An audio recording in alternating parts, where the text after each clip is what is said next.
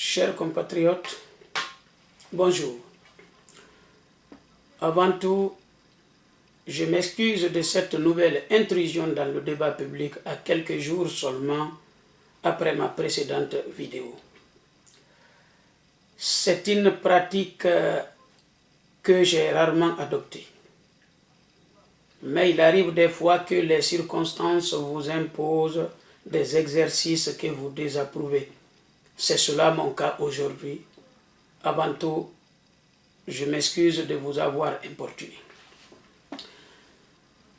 Mon intervention est consécutive à la déclaration selon laquelle le principe de libération de M. Alpha Condé est déjà acquis.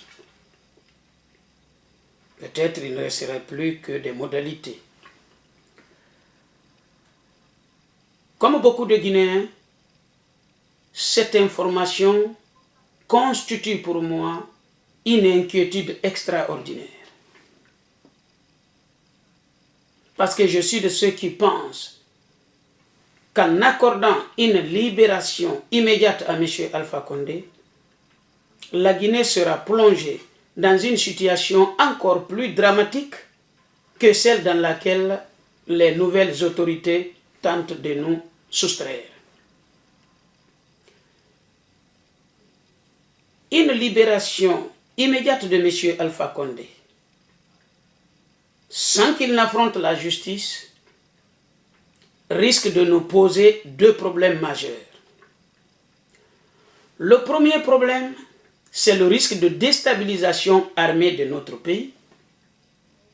Et le deuxième risque, c'est de ne jamais pouvoir récupérer nos millions de dollars qui dorment dans les banques étrangères.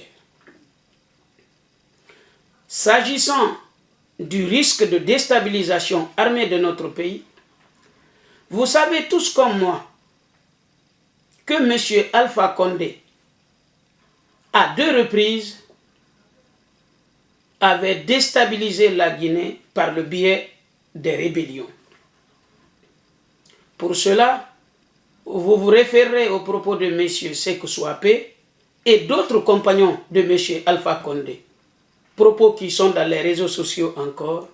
D'ailleurs, certains d'entre eux disaient même que c'est M. Alpha Condé qui a été le commanditaire de l'assassinat de M. Sama Panibal. Souvenez-vous seulement que lorsque M. Alpha Condé fomentait ses rébellions contre notre pays, il ne vivait que de dons de ses amis. Parce que ce monsieur n'a que trop peu travaillé dans sa vie. Alors, Alpha Condé qui a pu attaquer la Guinée avec deux rébellions successives, alors qu'il était pauvre, imaginez maintenant ce même Alpha Condé avec des milliards de dollars comme trésor de guerre. N'oubliez pas non plus que l'un des conseillers ivoiriens de M. Alpha Condé est un chef rebelle. Vous n'ignorez pas le lien entre les rebelles, anciens rebelles de l'Ulimo, avec M. Alpha Condé, mais aussi avec son président de l'Assemblée nationale, M. Amadou Damarou Kamara, qui d'ailleurs revendiquait cela fièrement. On nous parle également des éléments de Dr Diané dans l'armée guinéenne.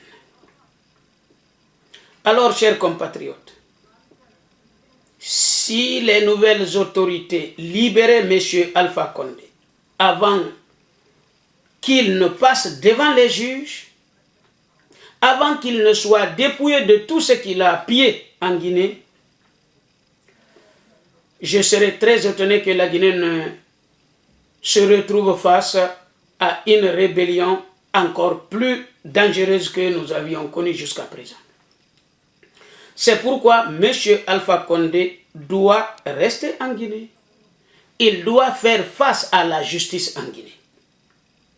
Vous devez savoir que l'Union africaine et la CEDEAO qui demandent sa libération n'ont aucune compétence allant dans ce sens. Aucune des normes ni de la CEDEAO ni de l'Union africaine ne va à l'encontre de la loi guinéenne. Comme vous le savez tous, une personne morale comme l'Union africaine et la CEDEAO sont limitées par ce qu'on appelle le principe de spécialité, son objet statutaire. Ces deux institutions n'ont pas pour compétence de soustraire les Guinéens à leurs lois. Absolument pas. Toute tentative allant dans ce sens, sachez qu'elle est illégale. Ce qu'il faut aussi comprendre, c'est que l'Union africaine et la CEDEAO nous traitent d'une manière totalement méprisante. Prenez l'exemple sur M. Moubarak, Hosni Moubarak. L'Égypte fait partie de l'Union africaine. C'est sur un lit d'hôpital roulant que M. Hosni Moubarak partait devant les juges en Égypte pour aller répondre de ses actes. Le président algérien, il est malade, tout le monde le sait, mais il est dans son pays.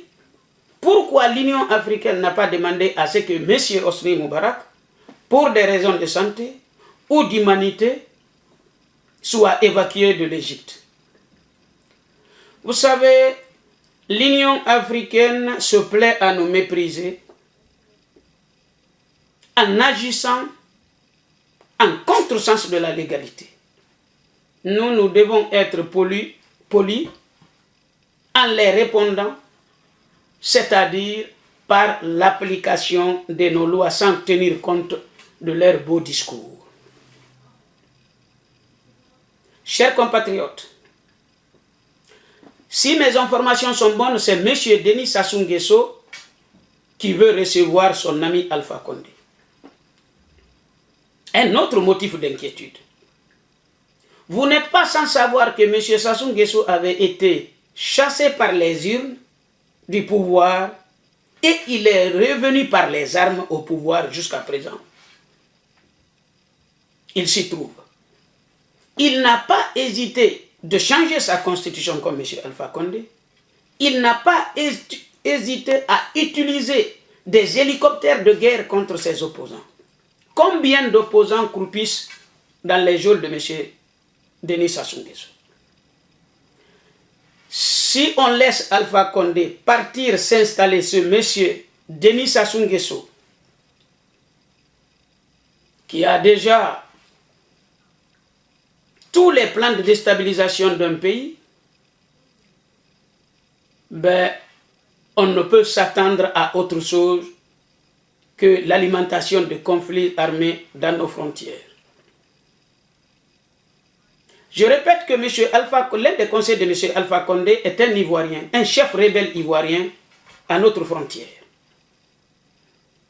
Ses alliés de l'Oulimo à une autre frontière, sans compter les éléments de l'intérieur.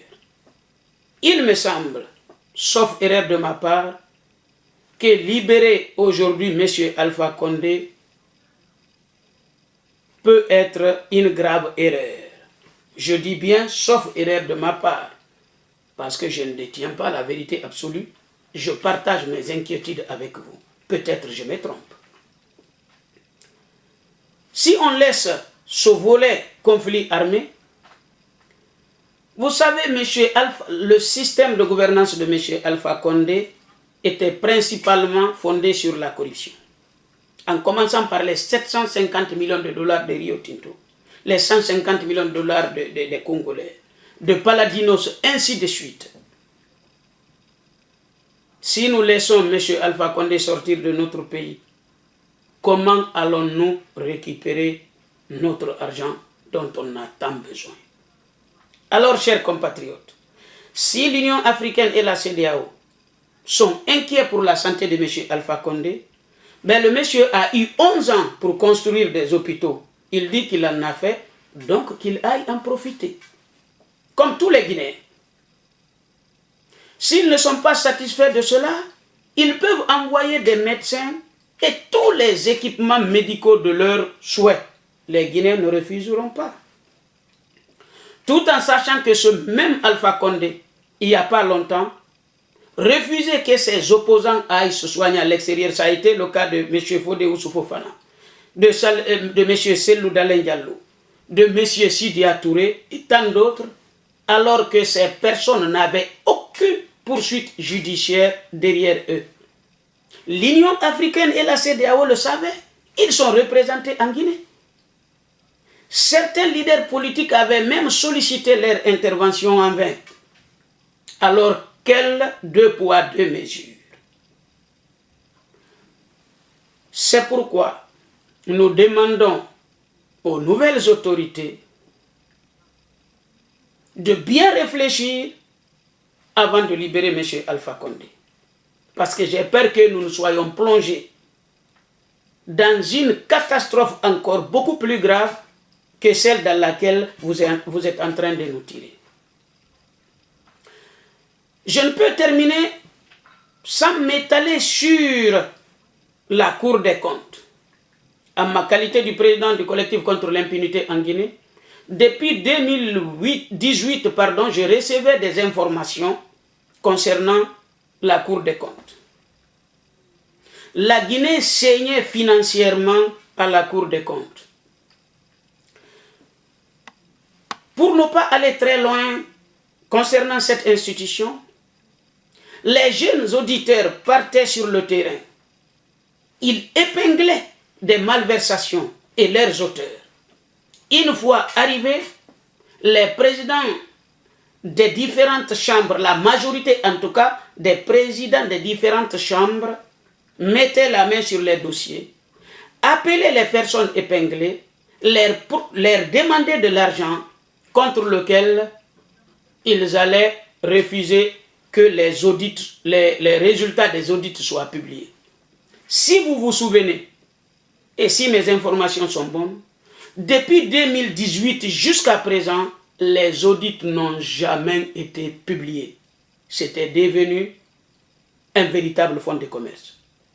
En cette période difficile, au moment où les caisses de l'État sont vides, je pense que nos autorités feront mieux de se consacrer aussi aux faits et gestes de cette institution. J'ai eu des informations depuis très longtemps venant des jeunes déterminés à lutter contre ce pillage à ciel ouvert dans cette institution de contrôle. Nous espérons que les nouvelles autorités n'oublieront pas la Cour des comptes. Pour terminer, nous avons encore appris que M. Alpha Condé poserait des conditions quant à sa démission. Mais c'est quand même le monde à l'envers. Il faut savoir que M. Alpha Condé a cessé de devenir un président légal en Guinée depuis la fin de son second et dernier mandat. Depuis ce jour, c'est quelqu'un qui est venu s'imposer aux Guinéens par la force des armes, qui occupait illégalement le fauteuil d'un président de la République qui nous avait empêché d'élire. On n'a pas besoin de la signature ou de la démission de M. Alpha Condé. Attention, il ne faut pas confondre la situation de l'ancien président malien Ibeka et celle de M. Alpha Condé. Si vous vous souvenez, Ibeka était sur son deuxième mandat qui n'était pas encore terminé. Son deuxième et dernier mandat qui n'était pas encore terminé. On peut comprendre que les militaires lui demandent de démissionner parce que son mandat n'était pas terminé. Et même sans démission de sa part, d'autres arguments juridiques solides pouvaient justifier son renversement. Parce qu'il avait aussi trahi son peuple. Il a tué des personnes, il a tué ses compatriotes pour rester au pouvoir. Ainsi de suite. Mais vouloir, disons, calquer la situation d'Alpha Condé à celle d'Ibeka est une erreur. C'est pourquoi nous demandons aux nouvelles autorités de ne tenir au compte absolument pas à la signature de M. Alpha Condé parce que depuis très longtemps, il a cessé d'être président.